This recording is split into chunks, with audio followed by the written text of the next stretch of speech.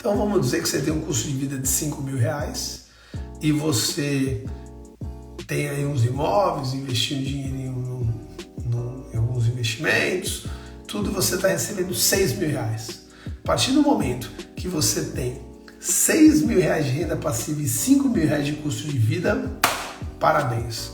Você atingiu a tão sonhada liberdade ou independência financeira. Ótimo dia, gestores! Meu nome é Barreto e você está ouvindo mais um episódio do Gestão Pragmática Podcast.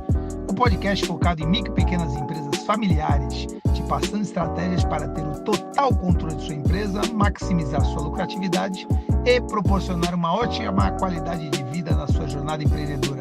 Vem comigo!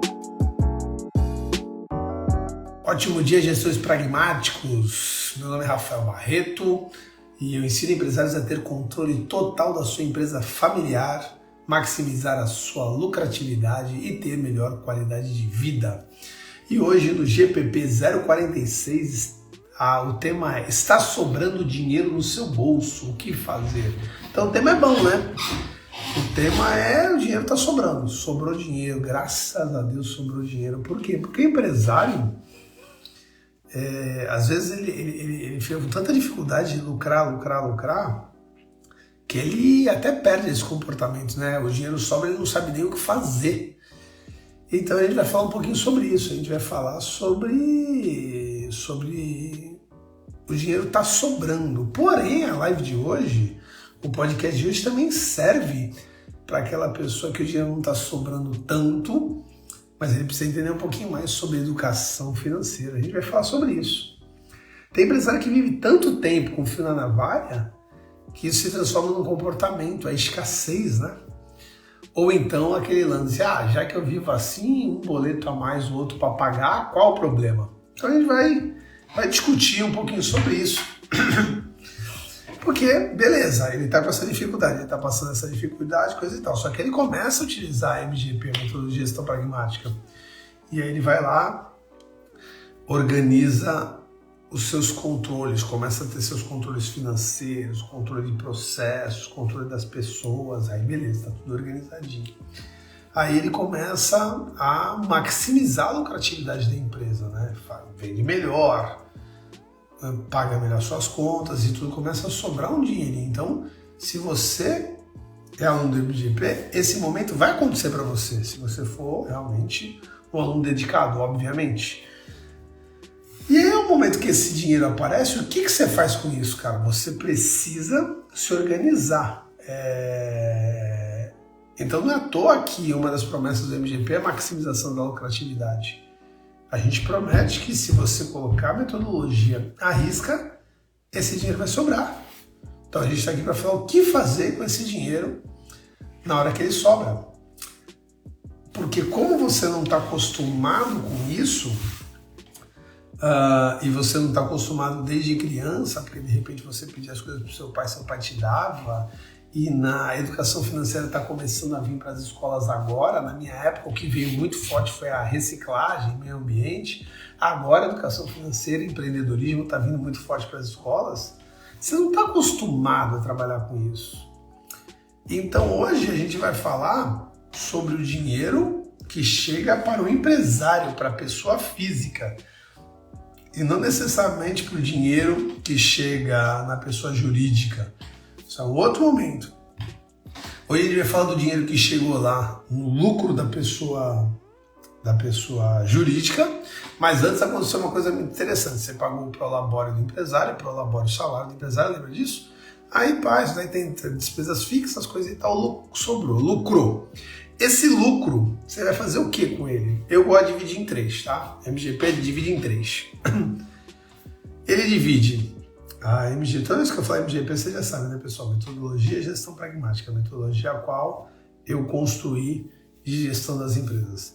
Eu pego o lucro e divido em 3. Vamos dizer que sobrou R$100.000 numa empresa. Lucrou R$100.000. Eu separo ali R$33.000 para investimentos. Eu gosto de colocar lá numa continha chamada investimentos.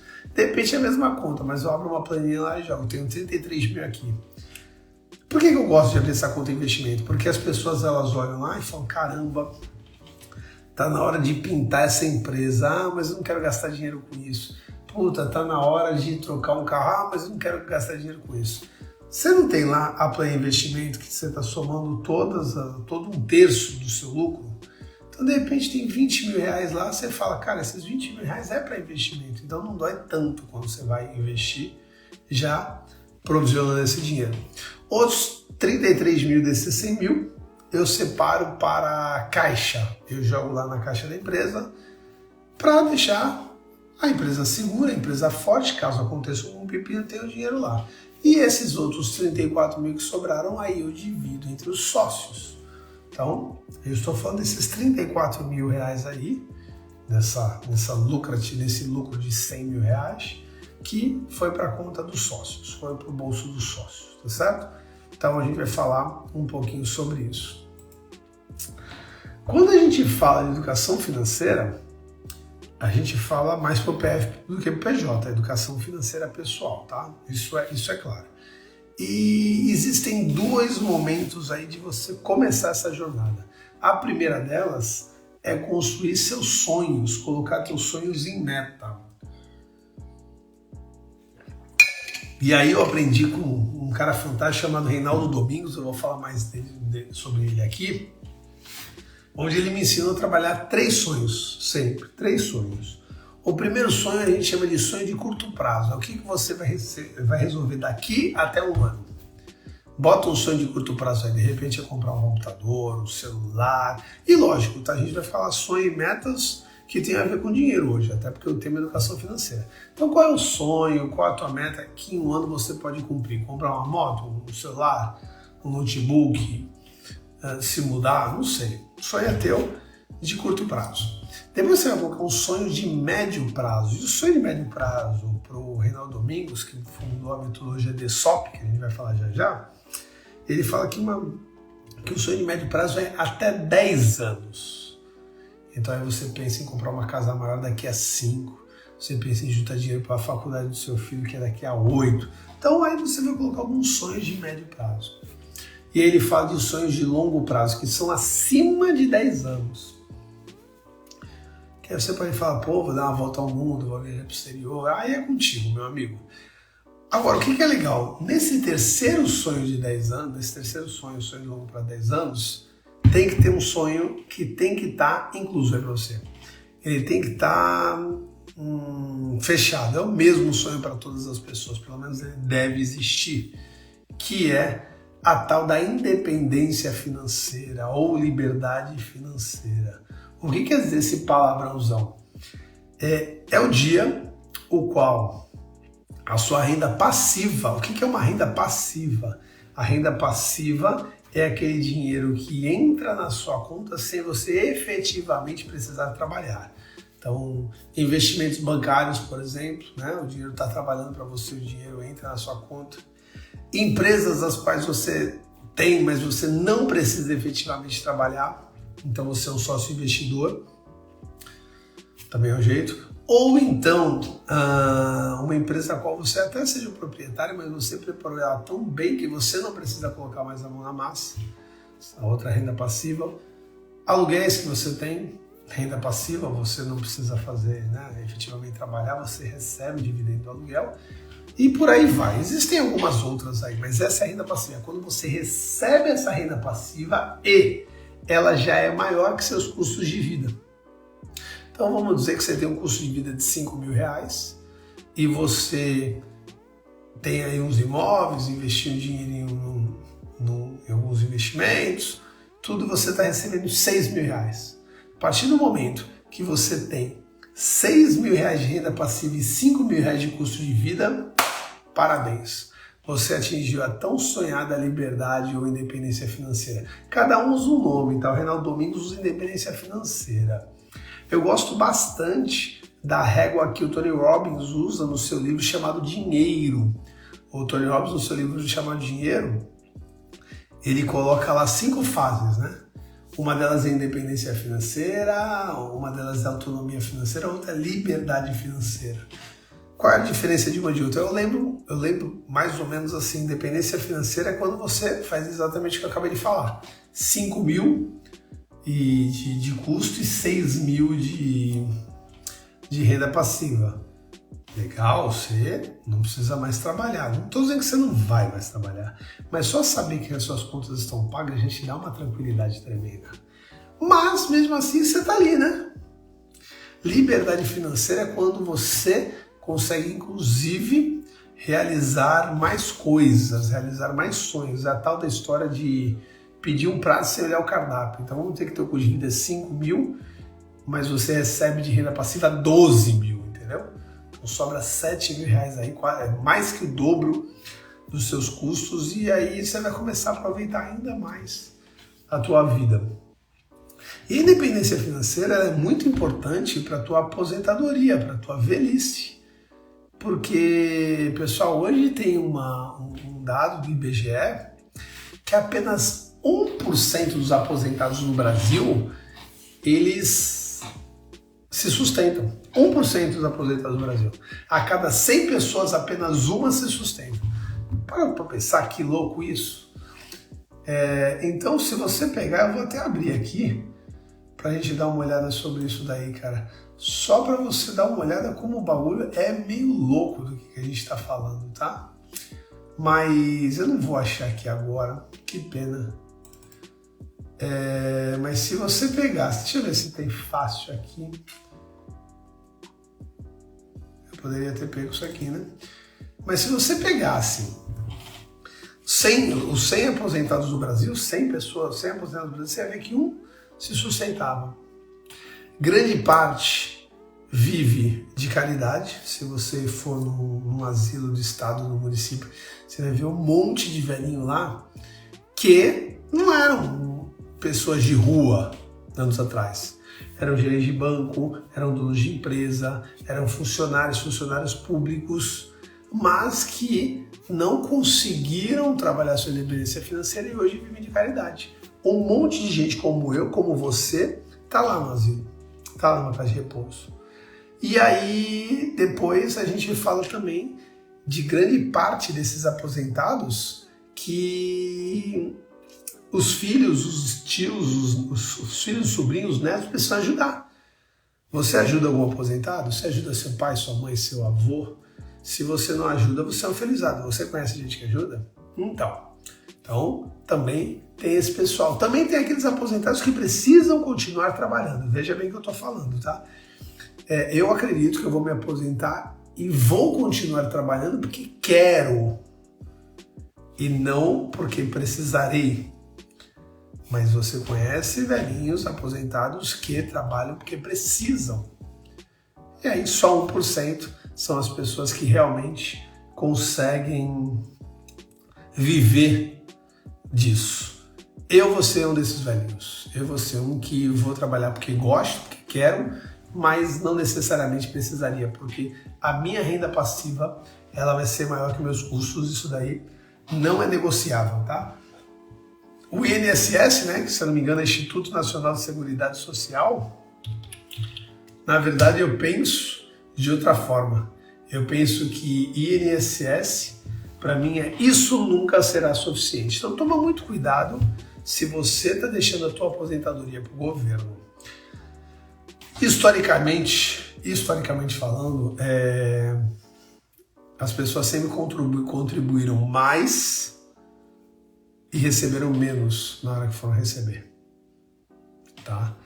E historicamente também as famílias tinham mais filhos, então tinham mais pessoas trabalhando para poder pagar as pessoas que não estavam trabalhando, né? Os aposentados. Isso está virando. Eu, por exemplo, sou de uma família de 4 irmãos, né? Eu e mais 3, e vou continuar essa linhagem com 2. Tem muita gente que saiu de uma família de 3, 4 irmãos e agora decidiu não ter filhos. Então essa conta vai ficar cada vez mais difícil. Então toma um pouquinho de cuidado nessa parte aí de não estudar educação financeira e não colocar os seus sonhos aí, tá? Se você não colocar os seus sonhos, você vai ter um probleminha aí, tá?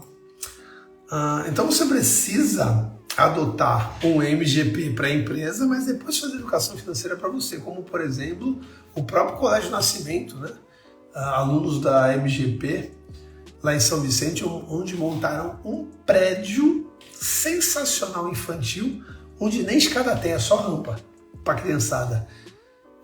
Cara, eu achei aquele prédio sensacional porque, cara, a criança não vai cair da escada, não tem escada, pode rolar da rampa, mas a rampa ela não é íngreme, então ela, de repente não, tenho certeza que vai ter criança que vai rolar aquilo lá só de sacanagem. Mas, cara, eles montaram um prédio fantástico, cara, parece uma casinha de boneca, embaixo tem uma concha acústica, lá em cima tem uma copa, tem aqueles brinquedos de shopping, é sensacional, cara. Barreto, mas tu não falou que a gente está falando de PF, não de PJ? Você acabou de falar que eles usaram dinheiro para montar um prédio daquele. Aquele prédio era o sonho da mantenedora.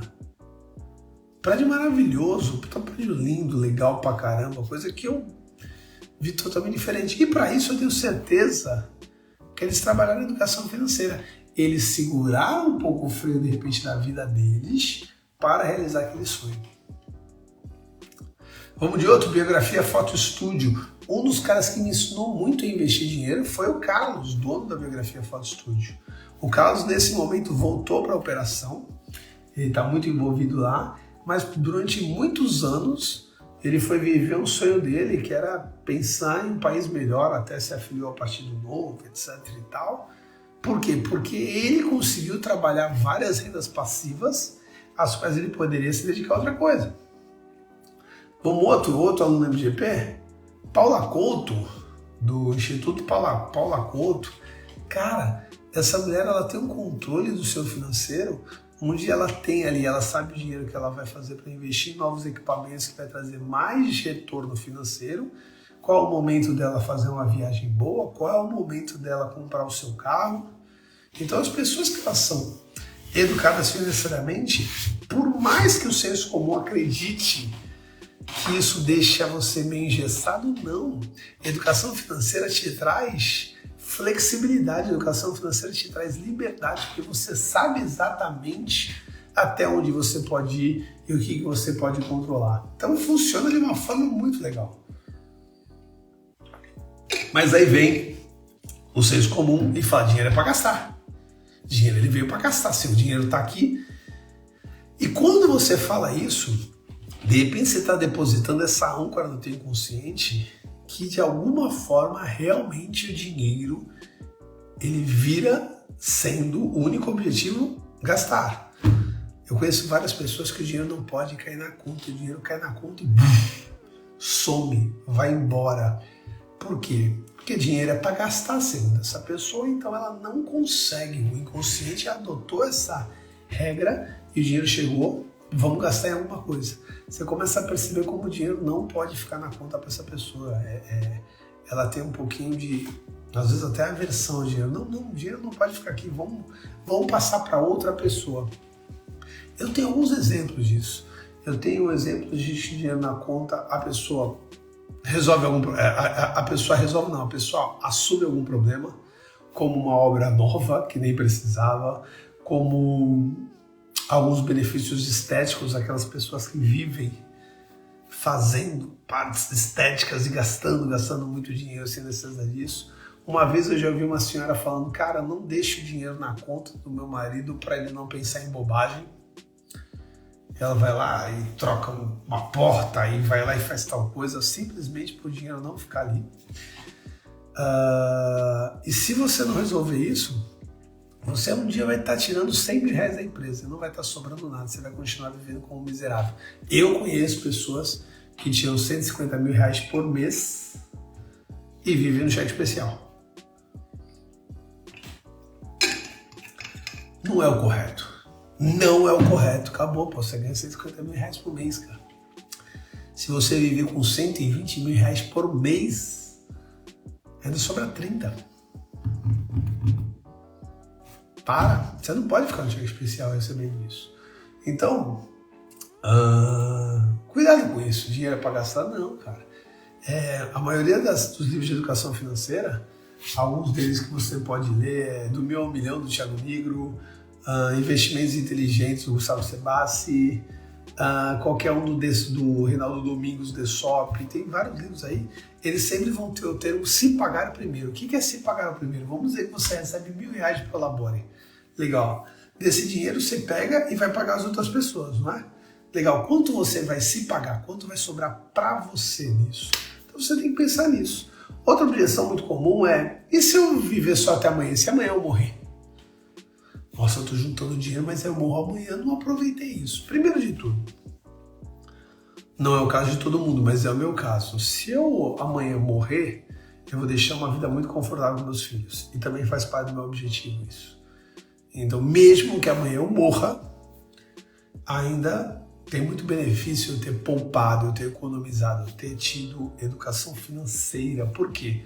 Porque tem minha esposa, tem meus filhos que não vão ficar desamparados.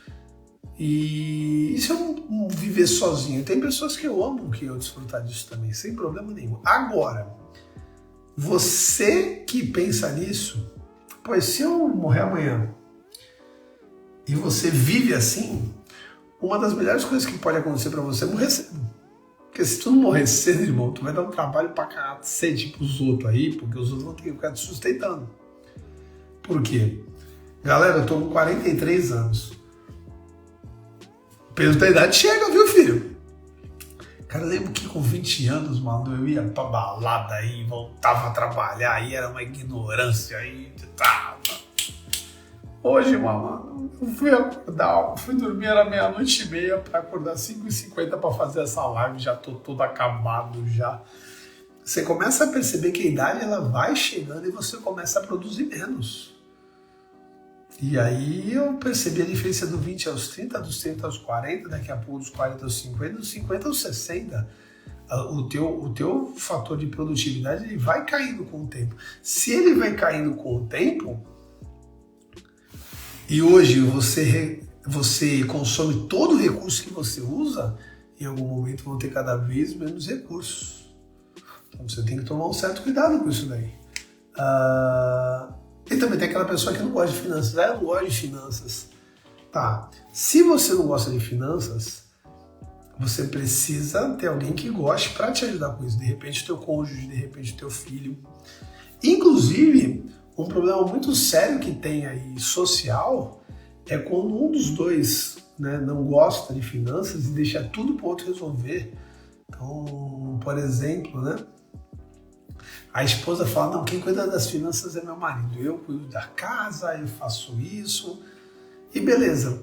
E aí no divórcio, ela não sabe nada do que existe na família, ela não sabe como é que tá as finanças, e na maioria das vezes o cara vai embora com tudo e ela sem nada. Então o gostar de finanças é uma coisa meio complexa, você deveria não ser apaixonado, mas você deveria saber pelo menos aí até a página 2. Não tem muito como fugir. Você precisa se preparar para algumas coisas. Então, não é difícil. Esse é um dos temas que eu falo que é mais assustador do que é difícil. Aí não quero olhar. Quando você começa a olhar, você vê que não é tão difícil assim. Então, você tem que ter consciência. Eu vejo alunos do MGP que depois que organizam tudo, começam a tirar às vezes 30 salários mínimos para ele. Cara, 30 salários mínimos, a 1.212 a gente está falando de quanto aí? 30, 40, 50 mil reais. Mas, se você tira 30, 40, 50 mil reais, parabéns que a empresa está te dando isso. Estou falando da forma correta, tá? Não é tirar por tirar, não. Realmente está sobrando esse dinheiro. Agora, se você tira isso e tudo é pro teu custo de vida, tá errando de novo. Desses 30 mil reais, no mínimo 3, no mínimo 10%, ele tem que ir para tua liberdade e independência financeira. Eu falo que esses 10% é um dinheiro que você nunca mais vai mexer na vida se Deus te ajudar. Imagina só tu pegar 10% de tudo que tu ganha na tua vida e separa para tu nunca mais mexer para amanhã viver de juros. Faz essa conta. Desde que você começou a trabalhar, eu tenho 43 anos, eu comecei a trabalhar acho que com 18. Então temos aí 25 anos de trabalho. Imagine se eu tivesse guardado no mínimo 10% de tudo que eu ganhei na minha vida e nunca tivesse mexido. Quanto é que eu tinha? Isso está no Fator do Enriquecimento do Povo Judeu, um livro muito bom do Paulo Vieira sobre finanças, sobre educação financeira. E ele fala que 10% é o mínimo. Tem gente, tem empresário que chega um momento que consegue guardar 50%. Imagina o poder disso ao longo do tempo. Agora, uma vez eu tive uma discussão, um bate-papo com o startup da Real, que fez um livro que chama Esse Livro Não Vai Te Deixar Rico, que ele desmistifica um monte de gente, inclusive educadores financeiros. Ele falou o problema que o educador financeiro quer ensinar um monte de regra para pessoas que às vezes não ganham o mínimo para se alimentar. E ali eu concordei com ele, a gente bateu um papo legal sobre isso. Hoje a gente não está falando dessa pessoa. Hoje a gente está falando daquela pessoa que recebe o seu lucro, recebe os seus dividendos, mas mesmo assim não está sabendo. O cara ganha 30 salários mínimos e torra 30 salários mínimos. Um dia desses eu estava conversando com um cliente e falei, cara, dá uma olhada aqui, ó. Você recebe praticamente a mesma coisa que eu. Só que você recebe a mesma coisa que eu 5, 10 anos antes de mim. Hoje a gente tem que parar, mas 5 anos. Você começou a fazer esse trabalho 5 anos antes do que eu. Então você há 5 anos ganha relativamente bem melhor do que eu. Cadê a tua construção de patrimônio? O que você tem hoje? E a pessoa tem uma vida fenomenal, uma vida muito gostosa, mas não tem nada construído. A vida vai cobrar isso. Então você precisa trabalhar um pouquinho essa forma. E aí o jeito errado de executar esse tema é tentar fazer sem conhecer educação financeira. Você precisa estudar educação financeira. Porque a partir do momento que você quer economizar sem conhecimento, sem técnica, você erra por 2 lados. Ou você não economiza, ou então você vira um sovina, você começa a economizar em tudo. Não é assim também. Não adianta agora você falar, opa, parou, agora não vai ser. Não. Você precisa estudar educação financeira e alguns termos são bem básicos. Por exemplo, você tem que viver sempre um degrau abaixo do que você pode. E muita gente está vivendo um degrau acima do que pode. Por exemplo, quando você compra um carro financiado em 36, 48, 60 vezes, você está vivendo um degrau acima que você pode. Eu estou falando em vias de regra, tá? Tem pessoas que não, que elas vão lá, conseguem um juro zero, e aí pensam e vão lá dando, e fazem disso um estilo de vida, que é como se fosse um aluguel do carro, depois de 60 meses de entrega. Não, estou falando daquele cara que fala, eu quero esse carro, mas eu não tenho dinheiro, mas pagar a parcela eu já consigo. Então você vai lá e está vivendo um degrau acima do que você pode. O que tem mais por aí é gente com um carro maravilhoso, lindo, mostrando por aí, mas um boletão para pagar doído também, vamos combinar? Eu lembro quando eu era jovem, tinha um amigo meu que tinha um Audi. Porra, um Audi bonitão, vamos ficar passando em frente às faculdades, né, para ver lá. Aí o cara falou, pô, beleza, tu abastece? Eu não tenho dinheiro para abastecer hoje. Então, era um pouco complicado esse ponto, a pessoa ter um carro maravilhoso e não ter dinheiro para abastecer. Está vivendo um degrau acima. E o Thiago Nigro ele fala uma coisa muito legal, que é quando você antecipa seus sonhos, você paga caro demais. Você não tem dinheiro para comprar aquela casa que você quer, então você financia em 30 anos. Ah, mas eu vou financiar, mas essa casa é minha. Não é tua, ela só é quando você quitar a casa com o banco, 30 anos. Vai ver o quanto você pagou para essa casa. Então a ideia, tá, do educador financeiro é fazer o possível que você pare de financiar as coisas e sim economize antes de tê-las. Não é um trabalho fácil, mas ele é bem possível, tá? Ele é bem possível. Eu, por exemplo, grande parte das minhas coisas eu não compro financiado. Eu compro à vista. Barreta cheia de dinheiro. Nem me venha pedir dinheiro emprestado, hein? Nem me venha pedir dinheiro emprestado, porque eu não tô com essa bolada toda, não. Mas eu penso o seguinte... Ao invés de eu comprar uma TV em 10 prestações, será que eu não consigo comprar essa TV durante 8 meses, juntar um dinheiro bom e tentar comprar à vista com um desconto bacana? Então, às vezes, eu me sacrifico para ter um benefício. E às vezes, galera, porque às vezes eu falo, não, quer saber, eu vou dividir 10 vezes, uma vez e outra também. Mas via de regra eu falo, será? Então, na maioria das vezes eu estou inclusive pensando, só um minuto, na maioria das vezes, inclusive, eu estou pensando como e o que eu quero. Puta, eu quero uma TV daqui a 10 meses. Eu quero uma TV agora porque minha já não está ficando legal, então eu já vou começar a fazer esse trabalho para daqui a pouco trocar. Então eu começo a pensar exatamente o que eu quero. Eu fiz uma obra grande aqui em casa e eu fiz a obra faseada. Eu falo, agora eu quero fazer isso e vou pagar essa parte. Depois eu vou fazer isso e pagar essa parte. Então você consegue tomar um pouco mais de cuidado com isso. Você não precisa antecipar seus sonhos. Outro erro muito comum, querer investir antes de poupar. As pessoas, elas, não, agora tudo bem, agora eu vou investir. Só que elas não sabem investir. E a partir do momento que você não sabe investir e fala, quero investir, o que aparece de malandro por aí, querendo pegar desse teu dinheiro? Tem um monte, galera. Tem um monte. Tem um cara que fala, investe na minha empresa, e a empresa dele não é lucrativa, ele simplesmente quer aquele dinheiro para afogar algum problema. Tem também os gurus aí, que querem te ensinar coisas fantásticas, como, por exemplo, criptomoeda. Criptomoeda é uma ferramenta fantástica, mas toma cuidado, que tudo que tem inovação, também aparece muita gente querendo aproveitar isso de você. Legal? Só para você ter noção, tá? Eu vou ler aqui sobre Warren Buffett. Um dos nomes mais respeitados no mundo dos investimentos, Warren Buffett, fez fama superando o mercado de modo consistente.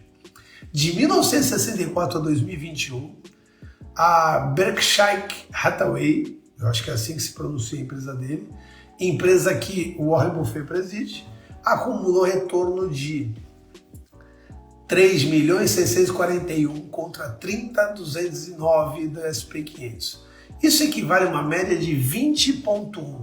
Vamos se atentar a isso. 20,1%. Ante 10,5% do índice americano. Então ele faz praticamente o dobro que o índice americano faz. Agora divide 20,1 ao ano, uma média, a gente está falando aí de 1,70 ao mês. Warren Buffett, o maior investidor do mundo. Bom dia, doutora. Warren Buffett, o maior investidor do mundo, ele conseguia 1,70 de rentabilidade ao mês. Mas você tem um vizinho que ainda está financiando o apartamento dele, que está com uma novidade ótima de 4% de rentabilidade. O melhor investidor do mundo conseguiu uma média mensal de 1,70. O maior investidor do mundo. Eu acho que vocês já entenderam, né? E aí o teu vizinho tem a oportunidade de 4% ao mês. 3 coisas podem estar acontecendo aí. Primeira delas, o mundo pode ter mudado e de repente 1,70 realmente é pouco. De repente o mundo é novo e 4% de rentabilidade é comum. Se isso estiver acontecendo, provavelmente é porque a inflação também deve estar 3% ao mês, sei lá, uma loucura. Então, o mundo pode ter mudado? Pode, mas é improvável. Segundo, você está do lado de um gênio, um cara que você tem que colar nele porque realmente ele vai superar o Warren Buffett. Um dia não vai ser o nome dele que vai aparecer no Google como o maior investidor do mundo, do Warren Buffett. Vai ser do Geraldo da Silva, que é o teu vizinho. Amanhã vai aparecer lá, Geraldo da Silva supera o Warren Buffett. É isso que vai acontecer se ele realmente vai fazer 4% ao mês. Ou terceiro, o teu vizinho é um picareta ou é vítima de um picareta, que é o mais comum, tá? 80%, 90% das pessoas que prometem aí investimento acima de 2%. Bom, primeiro que quem promete investimento garantido saindo da renda fixa já está errado, né? Mas as pessoas começam a te oferecer acima de 2% ao mês, toma cuidado. Aqui em Santos aconteceu uma coisa muito louca há tempos atrás, chamada BWA Brasil. Isso não foi muito tempo não, foi em 2019 que esses caras começaram a pagar. A BWA Brasil, empresa que atuava em Santos, suspeita de ser um esquema de pirâmide com Bitcoin, pediu recuperação judicial e declarou ter uma dívida de 252.412.252,63. Ela lesou 2.000 pessoas em Santos. Dentro disso, alguns colegas meus aí que investiram de 100 a 800 mil reais com esses caras e não viram R$1. O esquema emulava um banco de investimentos para grande aposta e prometia rendimentos fixos mensais entre 3% e 5,2% ao mês, que seriam investidos em criptomoedas. Apenas os convidados podiam entrar. Desde novembro de 2019, a suposta empresa deixou de pagar seus clientes. Imagina só, você coloca, teve gente que vendeu apartamento para colocar o dinheiro lá. Imagina o BO que você tem com isso. Então vamos tomar um pouco de cuidado com como em querer investir sem conhecer. Inclusive, quando eu estava investindo, eu pensei fortemente em ir para isso, cheguei a entrar numa pirâmide. E aí, eu lembro até hoje o caso da biografia, falou: Barreto, tu entende disso? Eu falei: não. Eu falei: então aprenda uma coisa, não estou dizendo que o cara está errado, mas só invista naquilo que você sabe que está fazendo. E aí eu tirei o dinheiro, porque senão eu ia tomar uma naba, velho. Então, essa é uma questão. Quando eu cheguei na BWA, na verdade, alguns clientes meus chegaram e mostraram, a BWA era linda. A BWA tinha uma mesa de mármore, ela era fantástica. Galera, mas é lógico, o cara queria te ludibriar. Tu acha que tu ia chegar lá e ia ser o quê? Mesa da Marabras? Não, velho, vai ser um negócio perfeito para você cair nesse conto. Beleza, Barreto, você falou um monte de coisa, como não fazer, como fazer. Um deles é usar o método de meu amigo e meu mentor, Reinaldo Domingos. Então agora a gente vai falar 4 fases do metodologia dele de educação financeira. Se chama DSOP. DSOP é diagnosticar, sonhar, orçar e poupar. É assim que você vai trabalhar para trabalhar a sua educação financeira. O primeiro D, diagnosticar, ele fala o seguinte: começa a controlar todas as suas finanças. Começa a controlar tudo que você recebe e tudo que você gasta. E nesse momento, inclusive, o Reinaldo Domingos, a gente dá um caderninho para você anotar tudo isso. Eu parei de usar o caderninho e uso aplicativos. Tem aplicativos maravilhosos, como, por exemplo, eu gosto muito do Minhas Economias. Tem um outro bem legal chamado Orçamento Fácil. Esses dois são gratuitos. Mas se você quer se envolver mais, e tudo, tem o Mobius, que é pago. Tem o Guia Bolso. E aí, você pode anotar no teu celular tudo que entra e tudo que sai. No final do mês, você consegue analisar exatamente. Porque o erro muito comum das pessoas que anotam, elas anotam por dia o quanto elas gastam. Então, hoje eu gastei isso com doce, isso com almoço, isso com janta, isso aqui com papelaria. E o correto é você anotar por plano de contas. O que é isso? Você abre ali uma faixa de almoço e anota o quanto você gastou de almoço naquele mês. Então, de vez de você colocar o dia e as contas, você coloca a conta e os dias. Para quê? Para no final do mês você saber exatamente quanto você gastou de almoço, quanto você gastou de janta, quanto você gastou de papelaria, de combustível, de Uber. E aí sim você tem o que analisar para reduzir esses custos. Eu lembro que em 2019 eu vi o quanto eu gastava de Uber, porque eu ia para um lado e para o outro de Uber, e aí eu decidi comprar um carro. Como o meu trabalho ele é muito de andar por aí, o diagnóstico me ajudou a decidir a comprar um carro. Então o primeiro diagnóstico é você realmente controlar toda a sua finança pessoal. Depois você vai para o S, de sonhar. O que é o sonhar? Já falei para vocês, sonhos de curto, médio e longo prazo. Aí você vai orçar. Se pagar primeiro, se você já sabe o quanto você gasta e o quanto você recebe por causa do diagnóstico, se você já sonhou, você vai orçar. O que você vai fazer? Você vai pegar o valor dos teus sonhos e incluir no teu orçamento. Então vamos dizer que você pensa em comprar um celular de R$3.000 em 10 meses. Então, divide aí, dá R$300 por mês. Lá no teu diagnóstico, aparece que você recebe R$3.000 e você tem um custo de vida de R$2.000, sobra R$1.000. A partir de agora, não vai ser mais assim que você vai controlar. Você vai controlar que você recebe R$3.000, você tem um sonho de 300, sobra 2.700, você tem um custo de vida de 2.000. Então você sempre vai incluir o teu sonho como se fosse uma parcela que você tem que pagar todo mês. É o tal de se pagar primeiro, lembra? E aí, por fim, vem o poupar. Opa, agora que eu já diagnostiquei, já sonhei, já orcei, eu tenho que economizar em outras coisas. Você, na verdade, tem que pegar e fazer o possível para tirar dinheiro de coisas supérfluas para investir nos teus sonhos. Um livro muito bom para isso também se chama O Segredo da Mente Milionária, de T. Harv Eker. Lá ele divide, ele faz a teoria dos potes. Teoria dos potes onde 100% que você recebe, 50% ou 55% tem que ficar para suas necessidades básicas, 5% para doação, 10% para educação, 10% para compras cotidianas, 10% para independência financeira, e eu acho que a gente terminou mais ou menos por aí. E aí você atinge teu 100. Opa! Você precisa gastar 10% com educação. Por quê? Porque você vai aproveitar muito isso. A educação é investimento, né? Então ela se retroalimenta. 5% com doação, 10% com a sua independência financeira. Então o livro O Segredo da Mente Milionária, ele fala muito sobre isso. E a partir do momento que você faz o DSOP, as coisas começam a entrar na tua mente.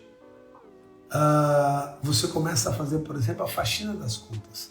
Você olha o quanto você gasta de celular por ano. Você fala, caramba, eu preciso gastar isso tudo de celular? Você vai lá, liga para Vivo, liga para Claro e fala, olha, ou você diminui a conta, eu vou cancelar. Eles vão lá e diminuem. Uma coisa que ajuda bastante também é trabalhar o minimalismo na sua vida. Procura um livro, um documentário da Netflix chamado Minimalismo e adota aquilo como estilo de vida. Mas o estilo de vida ele tem que ser o seu. Você não tem que fazer o que as pessoas no filme fazem de morar numa casa de 18 metros quadrados. Mas você pode pegar alguns conselhos e trazer para a sua vida. Foi isso que eu fiz para minha. Então hoje eu sou um cara minimalista, mas guardando as suas devidas proporções. Não tem nada a ver eu ser minimalista com ser sovina. Aliás, foi com 32 anos que eu comecei a me interessar pelo tema de educação financeira. Eu comecei a controlar meus gastos naquela época. Mentira, não foi 32 não, foi com 20 anos que eu comecei a me interessar pelo tema. E com 20 anos eu comecei a controlar meus gastos e percebi que eu precisava reduzir meus gastos e também arrumar uma segunda fonte de renda. Foi aí que eu comecei a dar aula. Primeiro, que eu tinha uma paixão forte por ser professor, e segundo, que eu precisava de uma segunda fonte de renda. E aí o que aconteceu? Já com 20, 21 anos, eu comecei a controlar minhas despesas e aumentar um pouquinho a minha receita. Mas foi com 32 anos que eu comecei a controlar efetivamente tudo que eu gastava. E aí, galera, o salto foi sensacional, tá? Ser professor, além de me trazer uma segurança interna tremenda, de uma evolução gigantesca, ele me ajudou muito quando eu perdi meu emprego na DHL. Porque eu perdi meu emprego na DHL, mas não fiquei sem fonte de renda porque eu já dava aula na universidade. Quando eu pedi demissão do Sebrae, ser professor, uma segunda fonte de renda, também me deu bastante segurança de cuidar da minha família. Isso tudo veio de controle, né, que é uma das promessas da MGP, do controle da sua empresa. Na época, era da minha pessoa física. Eu posso pedir demissão aqui porque eu consigo pagar meus custos sendo professor. A DHL me demitiu, mas eu consigo segurar um tempo porque eu sou professor. Então, isso me ajudou bastante na educação financeira. Eu reduzi meus custos e aumentei minhas fontes de renda. Hoje, eu tenho cerca de 12, 13 fontes de renda. Então, a gente começa a se organizar nesse sentido. Aquele filme que eu falei para vocês, Minimalismo, me ajudou muito. E aí eu comecei a consumir muitos livros sobre o assunto. E é muito legal, quando você é minimalista, não tem nada a ver com ser sovina. Muito pelo contrário. O minimalismo, ele te ensina que você não precisa comprar coisas que você não vai usar. É meio óbvio, mas você compra coisas que você não usa. Então, eu tinha uma coisa muito forte com artesanato, por exemplo. Eu adorava artesanato. E eu comprava muita bugiganga em artesanato. Pedras. Eu era colecionador de pedras semi-preciosas, sabe? Cristais e tudo. Só que chegou um momento que aquele negócio começou a entulhar na minha casa e eu gastando mais dinheiro. Hoje eu adoro pedras, eu adoro artesanato. Eu vou em feira de artesanato e fico maravilhado. Mas eu olho as coisas lá e deixo elas lá. Então, quando você começa a ter uma educação financeira pessoal, uma das coisas que você pode deixar de ser, se é o teu caso, é ser sovina. Porque você fala, cara, eu não preciso. Eu quero comer uma pizza, eu vou comer uma pizza. Eu quero dar um presente, tá dentro do meu controle, eu vou dar esse presente. E aí você começa a se organizar muito. Eu falo disso porque eu já fui sovina e entendo o assunto. Eu muitas vezes fui sovina comigo mesmo. Eu não queria comprar algumas coisas porque eu queria juntar tudo. Reinaldo Domingos me ensinou isso. Sonho de curto, médio e longo prazo. Eu só tinha de longo prazo, não tinha outro, era só longo prazo, longo prazo, longo prazo. E aí, vai usar que blusa mais barata? Vai viajar para onde? Onde gasta menos? Vai comer o quê? O que tiver mais barato. E aí eu comecei a perceber que eu estava perdendo qualidade de vida tremenda. Hoje não. Hoje eu vivo bem. Quarta-feira eu vou passear com a minha família. Vou tirar minha onda. Mas a partir do momento que você tem educação financeira, que você é minimalismo, você faz mágica com a tua qualidade de vida. Eu costumo dizer que eu aproveito muito mais a vida que muitas pessoas que não têm controles financeiros. Então, a educação financeira é vida, pessoal. Tudo bem? Então, hoje, a gente fez a nossa aula segunda-feira, porque eu já falei para vocês que eu vou estar viajando quinta-feira, graças a Deus. Aqui em Santos é feriado quarta, 7 de setembro, e quinta, 8 de setembro. E a gente tem uma outra aula amanhã, para eu cumprir a minha meta profissional de 2 lives por semana. Tá bom? É isso. Quem quiser saber um pouquinho mais sobre educação financeira, chama. Valeu, pessoal. Uma ótima semana para vocês. Valeu, valeu, valeu, valeu.